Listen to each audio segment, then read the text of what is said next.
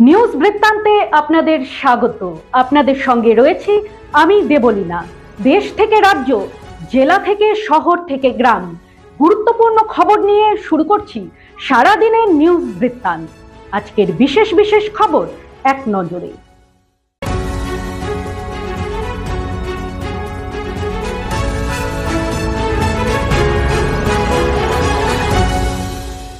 সারাদিনের নিউজ বৃত্তান্ত নিবেদন করছেন রিয়েল জুয়েলার্স, সোনা যা সর্বক্ষণে।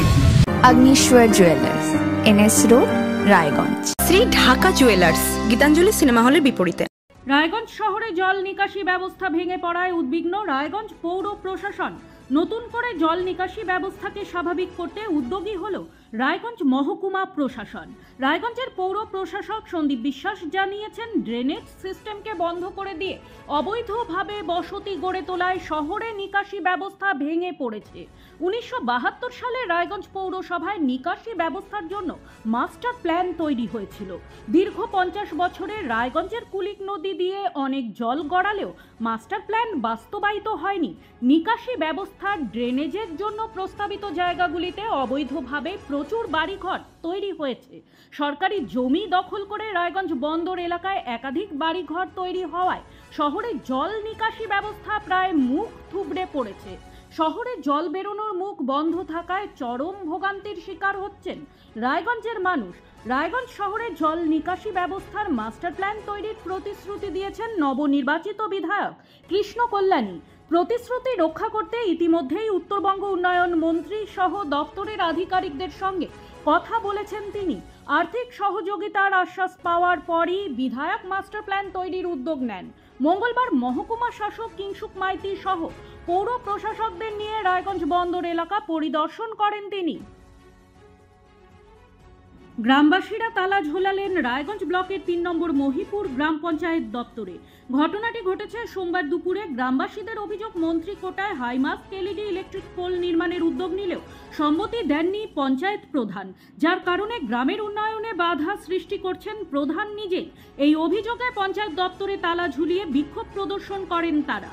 এদিন প্রধান উপস্থিত না থাকলেও আটক থাকেন কর্মীরা। এলাকাবাসীর অভিযোগ, প্রধান মাঝে মধ্যেই দপ্তরে উপস্থিত হন না, যার ফলে হয়রানির শিকার হতে হয় তাদের। অভিযোগের উত্তরে ওই গ্রাম পঞ্চায়েতের বিজেপি দলের প্রধান জানান, ইতিমধ্যেই হাইমাস্ট লাইটের জন্য নো অবজেকশন দিয়েছেন তিনি। এখন তৃণমূল দল থেকে তাকে এগ্রিমেন্টে সই করতে বলা হয়েছে। তার প্রশ্ন, যেখানে নো অবজেকশন দেওয়া হয়েছে সেখানে এগ্রিমেন্ট কিসের জন্য? এমনকি তার পাল্টা অভিযোগ, এদিনের বিক্ষোভ কোনো গ্রামবাসীর নয়, এটি তৃণমূলের চক্রান্ত। তাকে না জানিয়ে এই বিশৃঙ্খলা সৃষ্টি করা হয়েছে। এমনকি এদিন সিসিটিভি কানেকশন, ইলেকট্রিক কানেকশন কেটে দেওয়ার অভিযোগও তোলেন তিনি।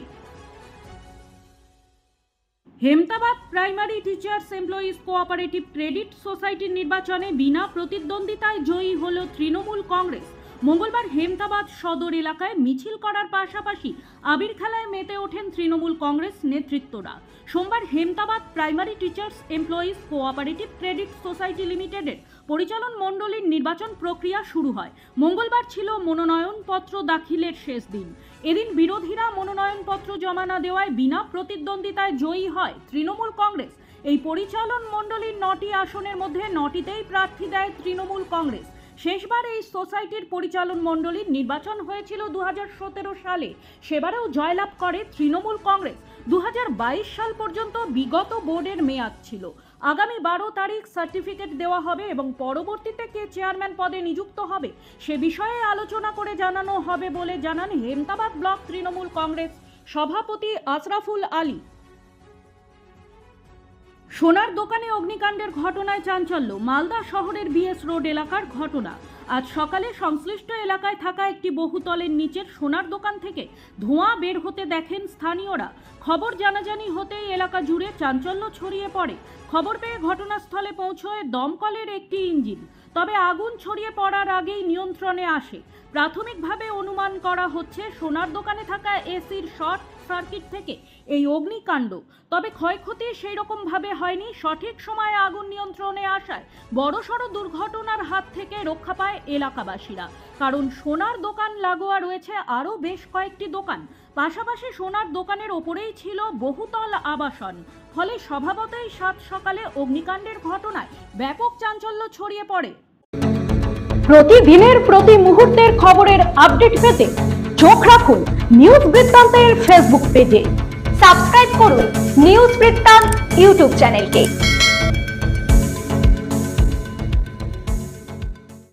মঙ্গলবার মাটিগাড়ায় ফাঁসি দেওয়া মোড়ে একটি স্কুল বাস দুর্ঘটনার কবলে পড়ে। জানা গিয়েছে দুর্ঘটনার সময় বাসে 7 জন পড়ুয়া উপস্থিত ছিল। কয়েকজন অল্প জখম হয়েছে।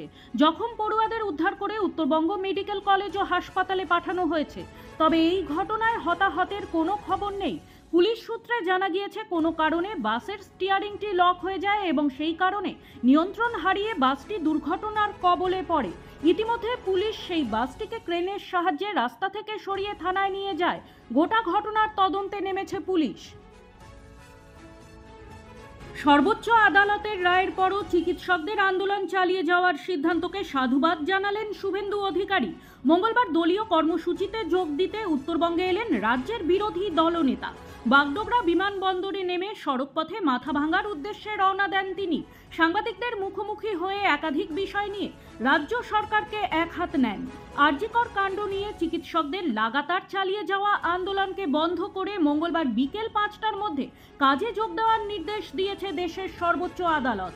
তবে যতক্ষণ না দোষীরা উপযুক্ত শাস্তি পাচ্ছে ততক্ষণ আন্দোলন চালিয়ে যাওয়ার সিদ্ধান্তে অনড় বলে জানিয়েছেন চিকিৎসকেরা। তাদের এই সিদ্ধান্তকে সমর্থন জানিয়েছেন শুভেন্দু অধিকারী। শ্মশানের জমির রেকর্ড আটকে রাখার অভিযোগ ঘিরে উত্তেজনা ছড়ালো ভূমি ও ভূমি সংস্কার আধিকারিকের পরনে। রায়গঞ্জ ব্লকের সিজগ্রাম পঞ্চায়েতের প্রায় 27 শতক জমি স্থানীয় শ্মশানের জন্য দান করেছিলেন মনোজ সরকার নামে এক ব্যক্তি। সেই জমির দানপত্র ও দলিল বেরিয়ে গেলেও রেকর্ড আটকে রাখার অভিযোগ তোলেন স্থানীয় বাসিন্দারা। এই কারণেই মঙ্গলবার ভূমি সংস্কার আধিকারিককে আটকে রেখে বিক্ষোভ দেখান স্থানীয় বাসিন্দারা। যদিও সংশ্লিষ্ট আধিকারিকের থেকে কোনো প্রতিক্রিয়া মেলেনি। তিলোত্তমার আর্তনাদ, উকিলপাড়ায় প্রতিবাদ, এই স্লোগানে জনগণের বিক্ষোভ মিছিল রায়গঞ্জের উকিলপাড়ায়। মঙ্গলবার সন্ধ্যায় উকিলপাড়া পোস্ট অফিস মোড় থেকে এই বিক্ষোভ মিছিলটি শুরু হয়। আরজিকর কাণ্ডের প্রতিবাদে এবং নির্যাতিতার বিচারের দাবিতে এদিন এই মিছিলের ডাক দেয় উকিলপাড়ার প্রতিবাদী মহিলারা। এই মিছিলে উপস্থিত ছিলেন বেশ কয়েকজন চিকিৎসক সহ প্রতিবাদী মহিলারা এবং সমাজের সর্বস্তরের মানুষজন। এদিনের এই মিছিলে বিভিন্ন স্লোগানের সাথে মূল স্লোগান ছিল উই ওয়ান্ট জাস্টিস এবং জাস্টিস ফর আরজিকর।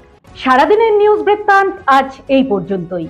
সঙ্গে থাকুন, দেখতে থাকুন, চোখ রাখুন নিউজ বৃত্তান্তে।